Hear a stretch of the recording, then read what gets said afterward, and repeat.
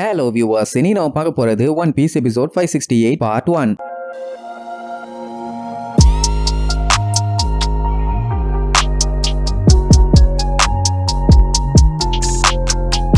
Open பண்ணா போன பாட்டுல ஒரு வழியா கப்பலை ஸ்டாப் பண்றதுக்காக சீக்கிங்ஸே கிளப்பிட்டு வந்துட்டாங்க. ஷிரவோஷி தான் என்ன பண்ணான்னு தெரியல, ஆனா அவ ஹெல்ப் கேட்டதா சொல்லி வந்துட்டாங்க. அதே நேரம் லூஃபியோட நிலைமை ரொம்ப மோசம். ரத்தம் நிறைய போனதுனால பையன் அன்கான்சியஸ் ஆயிட்டான். ஆக்சுவலா இந்த சீக்கிங்ஸ் எல்லாருமே எப்படா ஷிரவோஷி பொறப்பான்னு சொல்லி அவளுக்காண்டி வெயிட்டிங்ல இருந்தாங்களாமா. எது எனக்காண்டியானு ஷாக் ஆவா. அதுக்கப்புறம் தான் இன்னொரு மேட்டரையும் சொல்லுவாங்க. இந்த நோவா கப்பல் டிசைன் பண்ணதே இவங்க இழுத்துட்டு போனோம் தான். அதனாலதான் இந்த கப்பல் இத்தாதண்டி இருக்குதாம்பா. இவங்களோட குயின் பல வருஷங்களுக்கு ஒரு டைம் தான் மெர்மைடா இந்த உலகத்துல பிறப்பாங்க. அது ஏன் என்னன்னு தெரியல, ஆனா அப்படித்தான் நடக்குது. நம்ம ஷிரஹோஷி எப்ப பிறந்தாலும் அப்பவே இவங்க எல்லாத்துக்குமே அவ குயினா மாறிட்டா. சோ இவ என்ன சொன்னாலும் அவங்க கேட்பாங்க. இப்படி இவங்க மாத்தி மாத்தி கம்யூனிகேட் பண்ணிட்டு இருக்கத பார்த்த உடனே அவளோட அண்ணனுங்க எல்லாம் அசந்துருவானுங்க. ஏன்னா இப்ப ஷிரஹோஷி சீக்கிங்ஸ் கிட்ட பேசிட்டு இருக்கா அப்படின்னா அவங்க பேசிட்டு இருக்கிறது அவளுக்கு மட்டும்தான் புரியுது. இவங்க யாருக்கும் புரியல. சொல்ல போனா அந்த விஷயத்தை இவங்களால நம்பவே முடியல. இங்க இந்த ஏர் டேங்க்ல இருக்கவங்க என்ன நினைச்சுக்குவானுங்கன்னா நோவா கப்பலை காப்பாத்துறதுக்காக தான் சீக்கிங்ஸ் வந்திருக்காங்க. ஏன்னா இன்னும் கொஞ்சம் விட்டுருந்தா லூஃபி அந்த கப்பலை அழிச்சிருப்பானு. மேபி அது அவங்களுக்கு ரொம்ப ரொம்ப முக்கியமான ஒண்ணா இருக்கும் போலங்கிற மாதிரி சொல்லுவானுங்க. இதெல்லாம் கிங் கேட்டுட்டு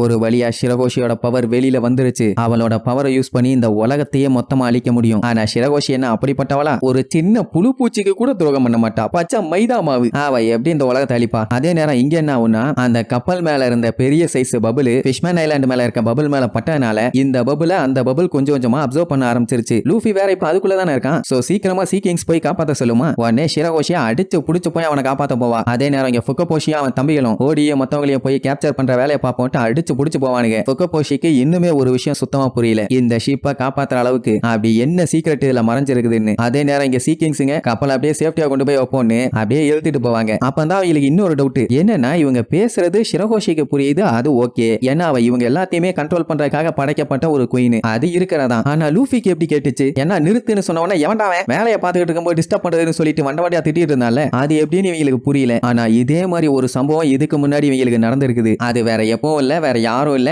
கோல்டி ரோஜர் தான். கப்பல்ல டிராவல் பண்ணி போயிட்டு இருக்கும் போது அவருக்கு மட்டும் ஒரு வாய்ஸ் கேட்டிருக்கும். ரெய்லி கிட்ட கேட்டா ஏயா நீ வேற இந்த மொத்த இடமும் சைலண்டா இருக்குது, லூசு தனமா குரலு உரலுன்னு இருக்க கம்மனு கிடையாமா. ஆனா அவருக்கு தான் சத்தம் கேட்டிருக்குது, எப்படி விடுவாரு? எவன்டா அது கடலுக்கு அடியில காட்டெருமை மாதிரி பேசிட்டு இருக்கிறது, வெளியே வாங்கடா பல்லுகள் எல்லாம் தட்டி விடுவேன்னு சொல்லி திட்டி இருப்பாரு. சோ இது எல்லாத்தையுமே யோசிச்சுக்கிட்டே வருவாங்க. அதே நேரம் இங்க சி ஃபாரஸ்ட்ல இருக்க ஹச்சிக்கு கேமிக்கெல்லாம் ரொம்ப கவலை. அவங்க ஓகே தானா நல்லா இருக்காங்களான்னு தெரியலையேன்னு. ஆனா டென்னு அட ஏயா நீ வேற அவங்க எல்லாம் செம ஸ்ட்ராங்கான ஆளுங்க, அதெல்லாம் ஒன்னும் ஆகாது. நான் ஒன்ன கேமியே ஆமா நம்ம அவங்க மேல நம்பிக்கை வைக்கணும் ஹச்சி, ஒண்ணு கவலைப்படாதேன்னு சொல்லிட்டு இருக்கும்போது திடீர்னு அந்த இடமே இருட்டாகும். என்ன இருட்டாகுது, துணியை போட்டு மூறாயிலான்னு பார்த்தா சீக்கிங்ஸுங்க போட்டு எழுத்துக்கிட்டு அது பாட்டுக்கு போகுங்க. அதை பார்த்தோன்னா ஐயோ சீக்கிங்ஸுங்க வந்துருச்சுங்க, நம்ம எல்லாத்தையும் சாப்பிட போகுதுங்க, சோழி முடிஞ்சுன்னு தொண்டையிலேயே கத்திட்டு இறப்பாங்க. ஆனா அதுங்க பொறுமையா கொண்டு வந்து கப்பலை இறக்கி வச்சுட்டு கப்பல் நல்லாவே டேமேஜ் ஆயிருச்சு. இனி இதை பிக்ஸ் பண்ண முடியுமான்னு தெரியலையே. சொல்ல போனா இதை கண்டிப்பா இவங்க பிக்ஸ் பண்ணியே ஆகணும். ஆனா அதுக்கு அவங்க ஹெல்ப் தேவை. என்ன நடக்க போதோ தெரியலன்ட்டு அவங்க பாட்டுக்கு புலம்பிக்கிட்டே போவாங்க. எப்படி அதுங்க வச்சுட்டு போறதை பார்த்துட்டு இவங்க 3 பேரும் அங்க ஆடி போய் உட்கார்ந்துட்டு இருப்பாங்க. ஏன்னா கவிரிச்சிங்கன்னா பள்ளி மிட்டாய் மாதிரி வாய்க்குள்ள போயிருப்பாங்க. நல்ல வேலை அப்படி எதுவும் நடக்கல. அதே நேரம் நெப்டியூன் ஆர்மி என்ன பண்ணுவாங்க, நேரா பேலஸ்குள்ள போய் யாராச்சும் இருக்காங்களான்னு பார்த்தா அவங்கள பொழந்துடலான்னு சுத்தி முத்தி தேடி பார்ப்பாங்க. ஆனா யாருமே இருந்த மாதிரி இல்ல. அண்ட் இன்னொரு மேட்டர் என்னன்னா கிட்னாப் பண்ண மெர்மைட்ஸ் எல்லாருமே இங்கதான் இருக்காங்க. எல்லாம் ஓகேவான்னு கேட்டா கொஞ்சம் அவங்களுக்கு கேரா இருக்குதான், மத்தபடி எல்லாம் ஓகே தான். அண்ட் இவங்களை கிட்னாப் பண்ண அந்த கிட்னா நாயோட மூஞ்சி இவங்களுக்கு தெளிவா ஞாபகம் இருக்காமா. ஆளை கரெக்டா அடையாளம் காட்டுவோன்னு வேற சொல்லுவாங்க. இன்னொரு பிரச்சனை என்னன்னா பேலஸ்ல ட்ரெஷர் சேம்பர்னு ஒன்னு வச்சிருப்பாங்கல்ல, அது மொத்தத்தையும் காலி பண்ணிட்டு போயிருக்காங்க. அந்த மெண்டல் பாய் தான் இவங்க எல்லாத்தையும் விட்டுட்டு அதெல்லாத்தையும் ஆட்டைய போட்டு போயிட்டான். ஒரு சின்ன பீஸ கூட விட்டு வைக்கலையாமா. நேஷனல் ட்ரெஷரான டமடே பாக்ஸ முத கொண்டு ஆட்டைய போட்டுருக்கான். உடனே மினிஸ்டர் எல்லாம் பதறி போய் கிங்கு கிட்ட ஐயோ கிங்கு எல்லாம் போச்சு, நம்ம பேலஸ் எவனோ வளைச்சு சூறையாடி இருக்கான், எவனு தெரியல. உடனே கிங்குக்கு அதை பத்தி எல்லாம் கவலை இல்ல. ஏன்னா கொஞ்ச நேரத்துக்கு முன்னாடி இந்த மொத்த ஐலாண்டுமே அழியிற நிலைமையில இருந்துச்சு. அது முக்கியமா இல்ல இந்த ட்ரெஷர் முக்கியமா? உடனே கிட்னாப் பண்ண மெர்மைட்ஸ் எல்லாம் நல்லா இருக்காங்கன்னு சொல்லி எல்லாத்துக்கிட்டையும் அனௌன்ஸ் பண்ணுங்க.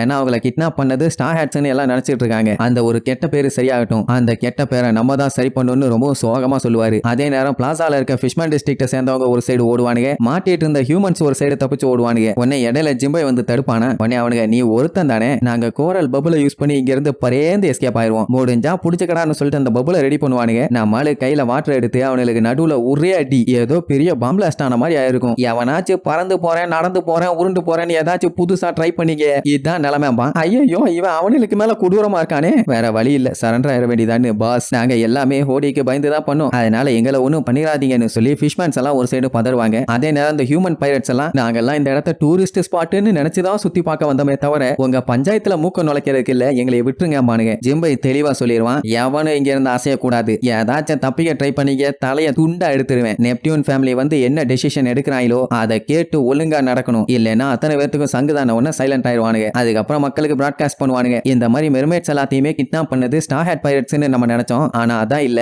அவங்கள வேற யாரோ கிட்னாப் பண்ணிருக்கானுங்க, மத்தபடி அவங்க நல்லவங்க தான் சொன்னோன்னே எல்லாத்துக்குமே செம ஹாப்பி. அண்ட் அது மட்டும் இல்லாம நாங்க செக் பண்ணதுல பெரிய தப்பு பண்ணிட்டோம், இப்படி அவங்கள தப்பா சொன்னதுக்கு நாங்க தான் ரெஸ்பான்சிபிலிட்டி, சோ இந்த தப்புக்கு நாங்க மனம் வருந்தி மன்னிப்பு கேட்டுக்கிறோம்னு சொன்னோன்னே எல்லா மக்களுக்கும் அவ்வளவு சந்தோஷம். ஏன்னா ஸ்டார் ஹேட் பைரட்ஸ் இப்படி பண்ணிட்டாங்களேன்னு சொல்லி அந்த ஒரு விஷயம் மட்டும் தான் அவங்களுக்கு கஷ்டமா இருந்துச்சு. நான் இப்ப அதுவும் இல்ல எனக்கு தெரியும் அவங்க இப்படி எல்லாம் பண்ணிருக்க மாட்டாங்கன்னு, இப்ப கன்ஃபார்ம் ஆயிருச்சு பாத்தீங்களா அப்படின்னு வழக்கம் போல உருட்டுறவனுங்க உருட்டிட்டே தான் இருப்பானுங்க. சில பேரெல்லாம் நாங்க அவங்கள கிட்னாப்பர்ஸ்னே நினைச்சிட்டோம், ஏன் இப்படி பண்ணீங்கன்னு சொல்லி கத்திட்டு இருப்பாங்க. சின்ன பசங்க எல்லாம் ஏன் அப்படி போய் சொல்றீங்க அப்படின்லாம் சொல்லி கத்துவாங்க. ஆனா அந்த கூட்டத்திலயுமே சில பேர் கண்டிப்பா அவங்க கிட்னாப் பண்ணிருப்பாங்கன்னு தான் நான் நினைச்சேன். ஏன்னா எங்களுக்கு அவங்க மேல நம்பிக்கை இல்ல, ஏன்னா அவங்க ஹியூமன்ஸ்னு சொல்லி மறுபடியும் மென்டல் மாதிரி பேச ஆரம்பிச்சிருவானுங்க. லூஃபி இருந்துட்டு ஹோடிய போடின்னு சொல்லிட்டு கப்பல் எடுத்துட்டு கிளம்பி இருந்தானா இந்நேரத்துக்கு இவன் வாய் பேசிட்டு இருந்திருக்க மாட்டான். நேரம் அதே நேரம் இங்க பிராங்கி மண்ட முடியெல்லாம் நட்டுக்க வச்சு விளையாட்டு பண்ணிட்டு இருப்பான். சோ எல்லாமே ஒரு வழியா நல்லபடியா முடிஞ்சிருச்சு. என்ன இந்த சாப்பர் பெரிய சைஸுக்கு மாறினால அதனால பாடியில சுத்தமா எனர்ஜியே இல்ல, அப்படியே நிக்க முடியாம பொத்துன்னு விழுவான். ஆக்சுவலா அந்த மான்ஸ்டர் பவர் அவன் எடுத்தான்னா சில பல மணி நேரங்களுக்கு அவனால நடக்கவே முடியாதாமா. எப்படி அவன் பாட்டுக்கு பேசிக்கிட்டே இருப்பான். நல்லவேளை லூஃபியை தவிர மத்த யாருக்குமே ஒரு சின்ன கீழல் கூட ஆகல. இங்க நம்ம ரோபின் சாப்பரை மடியில படுக்க வச்ச உடனே சஞ்சி இருந்துகிட்டு என்னாலேயே முடியல நானும் வந்து படுத்துக்கிறேன் ப்ளீஸ் ரோபின் ப்ளீஸ்னு கெஞ்சிட்டு கிடப்பான். இப்படி இவங்க எல்லாம் விளையாண்டுட்டு இருப்பாங்க. ஆனா நமி தான் லூஃபிக்கு என்ன ஆச்சோன்னு சொல்லி கவலைப்படுவா. அப்ப அந்த டைம் மேல இருந்து நெப்டியூன் பிரதர்ஸ் வருவாங்க. அவங்கள பார்த்தோன்னா மக்கள் எல்லாத்துக்கும் செம ஹாப்பி. நல்ல வேளை அவங்க யாருக்குமே ஒண்ணு ஆகலன்னு.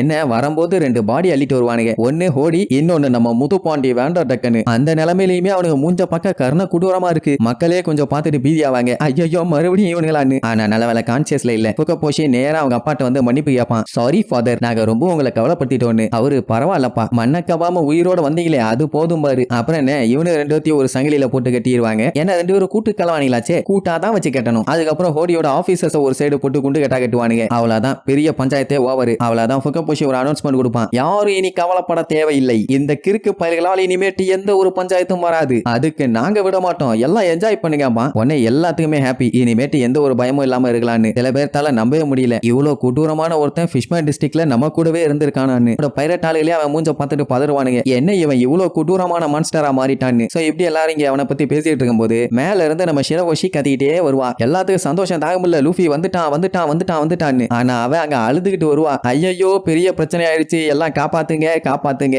லூஃபிக்கு நிறைய ரத்தம் போயிருச்சு, என்னால எதுவும் பண்ண முடியல, அவன் செத்துருவான் போல அப்படின்னு கத்திட்டே போவா. அப்ப லூஃபிய காட்டுறாங்க, எந்த ஒரு அசைவும் இல்லாம பைய பேன்னு கிடக்கிறதோட இந்த எபிசோடுக்கு எண்டு கார்டு போட்டு முடிக்கிறாங்க.